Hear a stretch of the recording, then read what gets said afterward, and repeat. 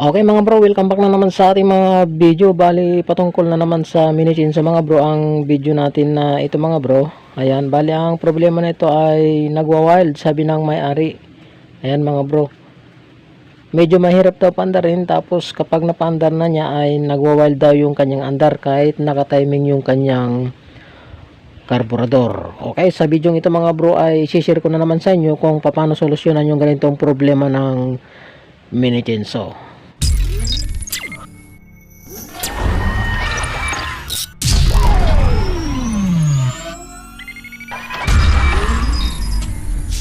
Okay, subukan nating testingin mga bro kung talagang nagwa-wild. Subukan nating pandarin, pagtiyagan nating pandarin. Okay, lagay natin dito sa baba. Okay, may gasolina na yan mga bro. I-on natin yung kanyang switch. Ayan. Tapos i-choke natin. Nakachok na. So nabakla-baklas na yan mga bro, binaklas ko na. Chinek up ko na yung kanyang compression, lahat grinasahan ko na yung mga bearing niya. Ayan, tapos chinek ko yung kuryente, okay naman. Yung gap ng ignition coil sa kanyang magneto ay okay naman. Tapos okay naman yung kanyang spark plug. Tapos nalinis ko na rin yung carburetor, pero ganun pa rin, nagwa-wild. Okay, testingin natin.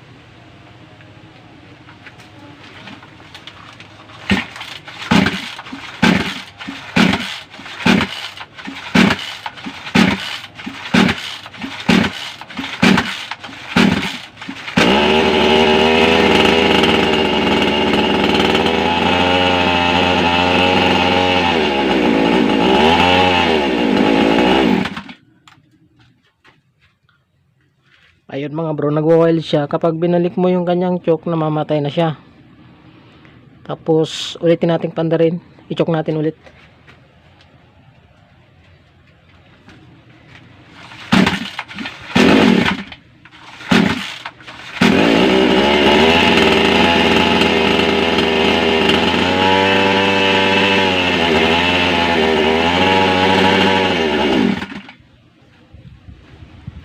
Okay, nagwa-wild mga bro talaga yung repair natin na mini chainsaw. Totoo yung sabi ng may-ari. Okay, ang pinaka-suspect natin dyan mga bro ay yung kanyang diaphragm. Maaaring matigas na yung kanyang diaphragm, hindi na makapaglaro, kaya continuous na yung higop ng kanyang gasolina. Halos ayaw ng, kumbaga lumiliyad yung kanyang diaphragm, ay ayaw bumalik pabalik na ganun, kaya tuloy-tuloy yung kanyang higop ng gasolina. Kaya nagwa-wild, ayaw mag-minor kahit naka-timing na yung kanyang karburador.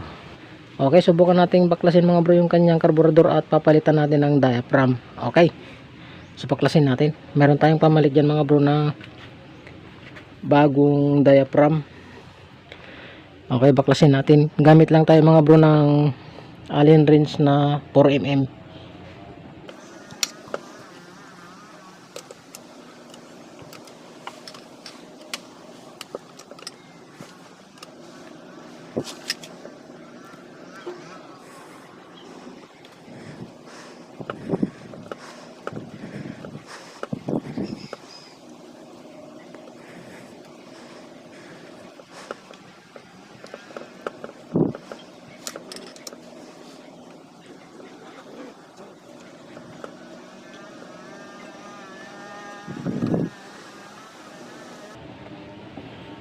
Okay, naluwagan na natin mga bro yung mga niya, bolt niya. Tanggalin natin tong hose sa ibabaw. Ayan, ito. Tapos tanggalin natin yung hose ng kanyang tangke. Ayan. Tapos tanggalin natin yung rod ng niya, trigger niya o yung kanyang silinyador. Ayun, matanggal na mga bro. Baklasin natin yung carburetor natin at papalitan natin ng diaphragm. Okay, baklasin natin. Yan. Tapos tanggalin natin mga bro. Yan, baklas na natin mga bro. Tukwasin din natin yung nasa ilalim at papalitan natin lahat mga pyesa nito. May pasama yung kanyang diaphragm. Yan.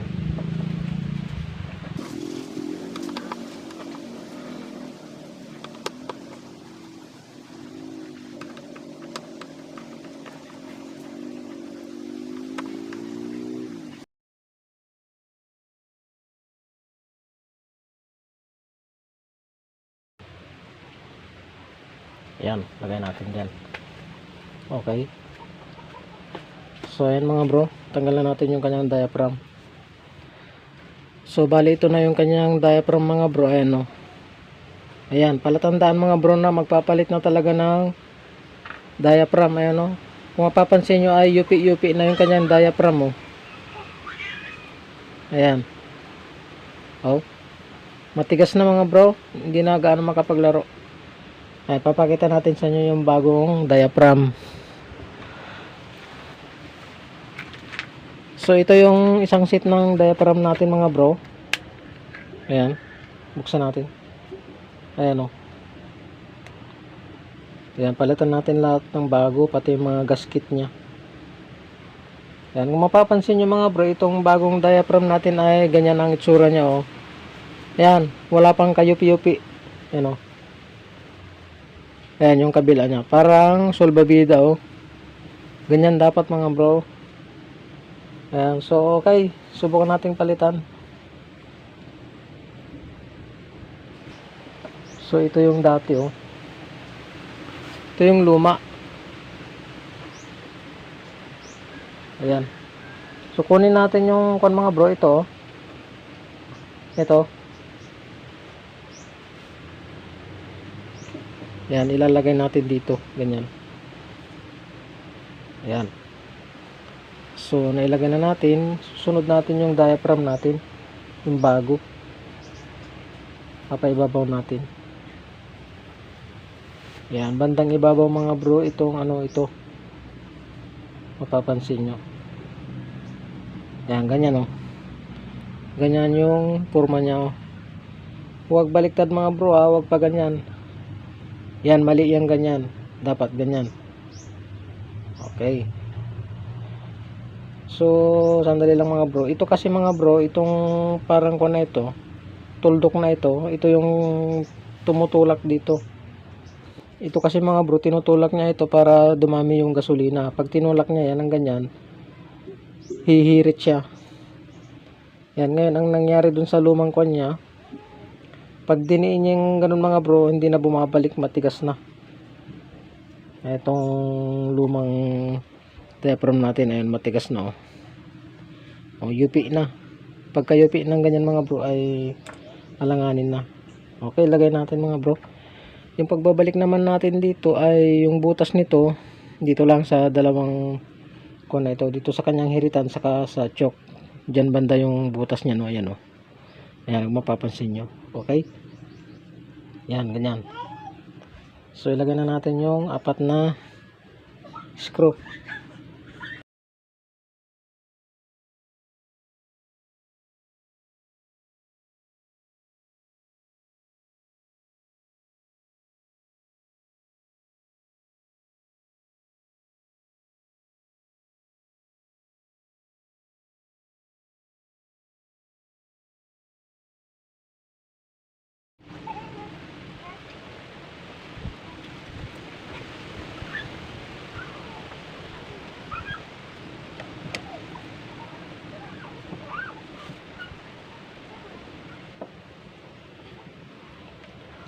Okay, nahigpitan na natin mga bro. Yan, isunod naman natin yung ano natin. Ito. Palitan natin yung nandito. Tanggalin natin to, yung luma. Ayan, tapos tanggalin natin tong lumang ano nya. Gasket nya ito.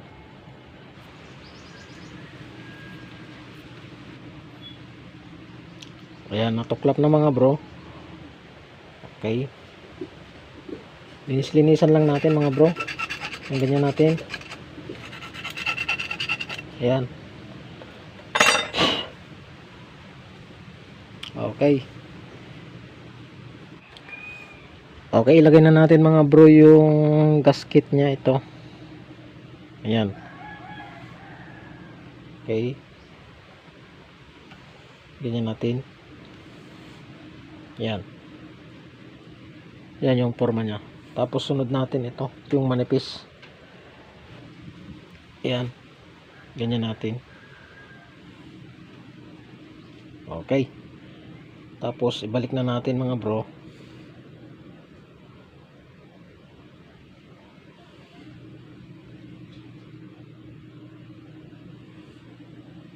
Ayan, ganyan natin.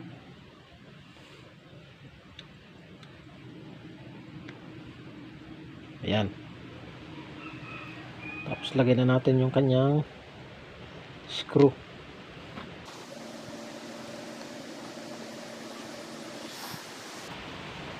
Ayan. So higpitan lang natin mga bro. Okay. So ilagay na natin dito ito, yung luma, at ipapakita natin dun sa may-ari.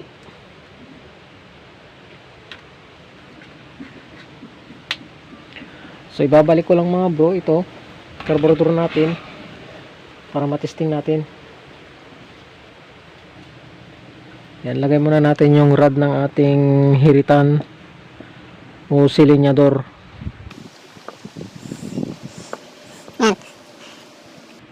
Lagay din natin yung hose ng gasolina natin.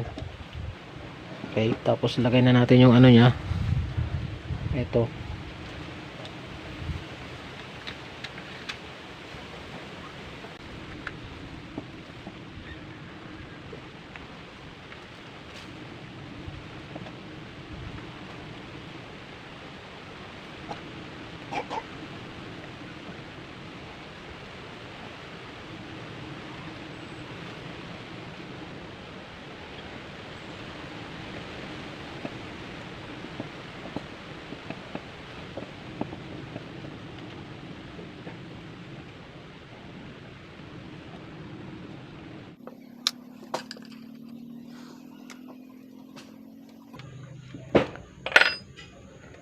Okay, nikabit na natin mga bro yung kanyang carburetor. Subukan nating testingin ngayon.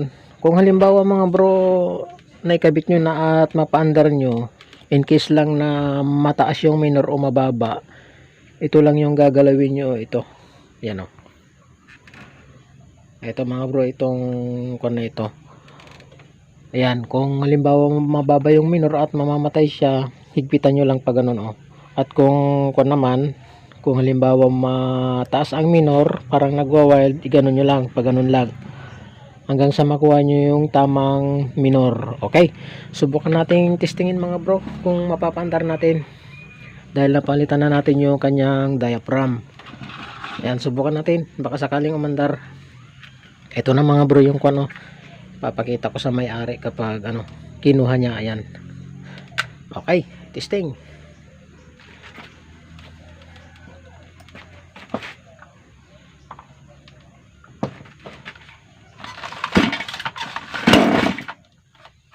Ayun mga bro, nagregundo ka agad. Ibalik natin yung choke. Yan.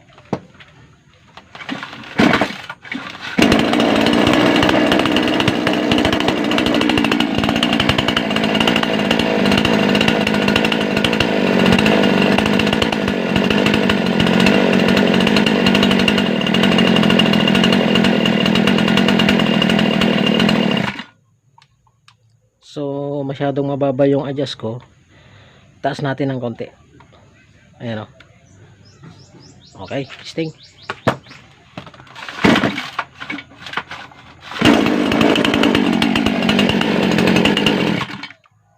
Mababa pa. Taas pa natin.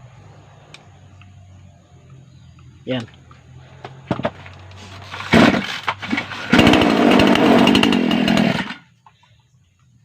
Kulang pa. Taas pa natin.